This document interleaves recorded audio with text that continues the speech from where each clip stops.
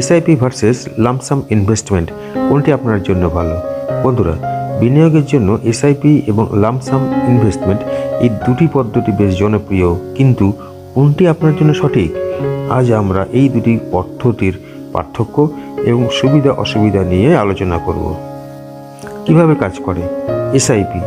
এটি একটি নিয়মিত বিনিয়োগ পদ্ধতি যেখানে নির্দিষ্ট সময়ের ব্যবধানে নির্দিষ্ট পরিমাণ টাকা বিনিয়োগ করা হয়।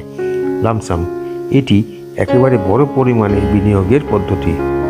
বাজারের অস্থিরতার সাথে মানিয়ে নেওয়া, মার্কেট ভোলাটিলিটি ম্যানেজমেন্ট।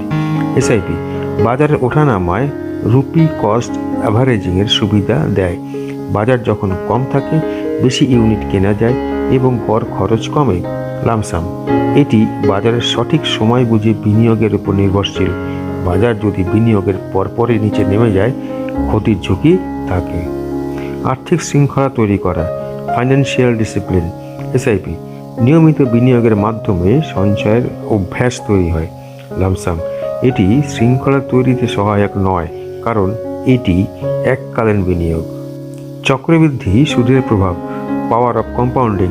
এসআইপি দীর্ঘ সময় ধরে ছোট ছোট পরিমাণে বিনিয়োগের কারণে চক্রবৃদ্ধি সুদের সুবিধা পাওয়া যায়।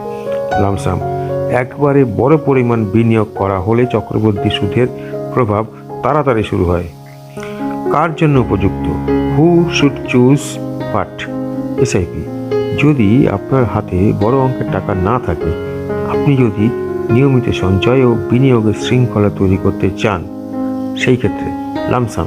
যদি আপনার হাতে বাড়তি টাকা থাকে এবং আপনি বাজার সম্পর্কে জ্ঞান রাখেন, বড় মুনাফার জন্য দীর্ঘমেয়াদে বিনিয়োগ করতে প্রস্তুত, তবেই। বন্ধুরা, এসআইপি এবং লামসাম উভয়েরই নিজস্ব সুবিধা রয়েছে। আপনার আর্থিক অবস্থা, বাজারের বোঝাপড়া এবং দীর্ঘমেয়াদী লক্ষ্য অনুযায়ী সঠিক পদ্ধতি বেছে নিন। ভিডিওটি ভালো লেগে থাকলে লাইক, শেয়ার এবং সাবস্ক্রাইব করতে ভুলবেন না। ডিসক্লেইমার: মিউচুয়াল ফান্ডে বিনিয়োগ বাজারের ঝুঁকির আওতাভুক্ত। সমস্ত স্কিম সম্পর্কিত নথি পড়ুন এবং আর্থিক উপদেষ্টার পরামর্শ নিন।